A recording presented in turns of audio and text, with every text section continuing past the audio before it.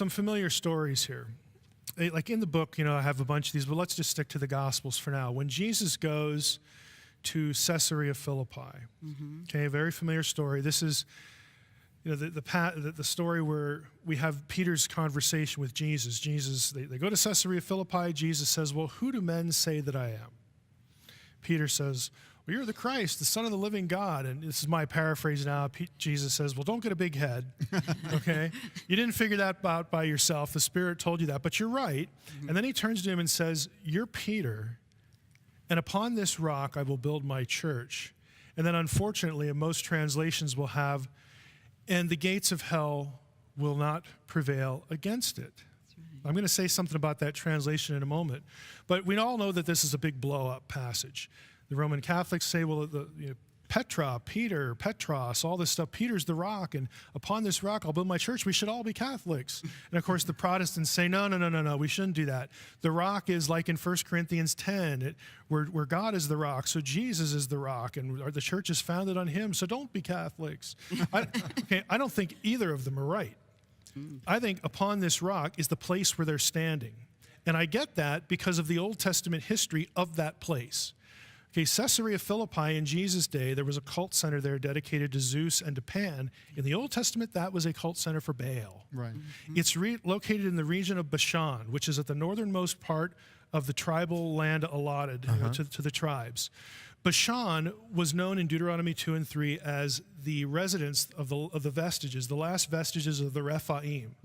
Again, these the Dead Sea Scrolls actually refers to them as bastard spirits, because they come from the Nephilim, okay?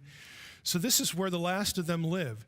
In non-biblical texts, Canaanite literature, there are two cities in that region that show up in Deuteronomy 3, Ashtaroth and Edrei, that were known to Canaanites as the gates of hell, the gateways to the underworld. Right. So Jesus shows up here at Caesarea Philippi, and he has this conversation with Peter, and what he's really saying is, look, right here is where it begins. Okay, I'm going to build my church, and we're going to start right here. And instead of translating it, the gates of hell will not prevail against it, if we had an interlinear Bible and I could show you, there's no preposition for against there in the Greek New Testament. You should translate it, the gates of hell will not be able to withstand it. Now that changes the whole image, because if it's the gates of hell will not be able to prevail against it, it's like the church is cowering in the corner, taking a beating. We're going to survive because we're the church. God's with us. No. If you do it the other way, the church is the one administering the beating. Yes. Okay? Hallelujah. The church is the one that is on the offensive. Yes. So Jesus is saying, look, we all know what this place is. We all know it's associated with the underworld realm of the dead. Baal, again, this isn't Bible, this is Canaanite literature. Baal was known as Baal Zebul, Prince Baal, Lord of the underworld, Lord of the dead. That's why he becomes a Satan figure to Jews, okay? Jesus is saying, we're going to take Baal's turf and we're going to turn it into his tomb. Okay, this is where it begins. And then the scripture says, well, a few days later they go up into the mountain. Well, there's only one mountain there. Right. It's Mount Hermon. Right. Okay, and Hermon again has this association with the Watchers. This is the place where, according to Enoch, that they descend to do what they can to humanity.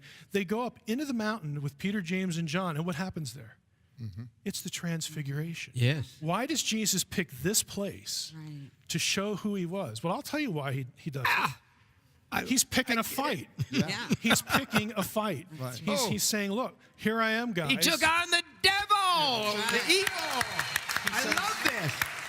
Here I am. This is who I really am. Do something about it.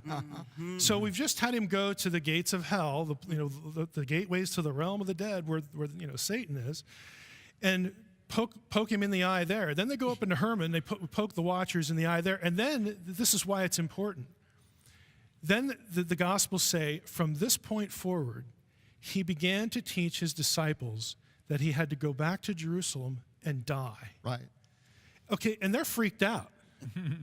Because it's like, what do you mean? This was fun. We go over to the gates of hell. We poke him in the eye. We go up to Mount Hermon, and you do this.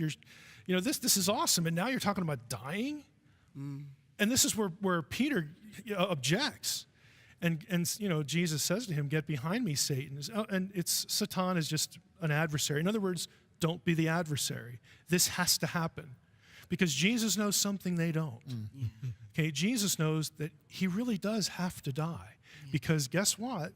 Do the math. You can't have a resurrection unless you have a death. Okay, he has to die. So a week later is the triumphal entry. Okay, and then a week after that, he's dead. And it's mission accomplished. I mean, it doesn't look that way, but that's the whole point. You know, we sort of read the Bible like it's a textbook. I mean, I'll admit I did that for many years too. But it's an epic narrative. The writers are doing intentional things in what they write because when they drop a line, they want you to know, okay, I know where this comes from. I have seen this before, so that you'll go back and look. And then you're able to think their thoughts after them. And our focus here is on Enoch's material and how that gets repurposed. And they do it deliberately to telegraph the message that the Messiah is the one who was expected to reverse all of this garbage.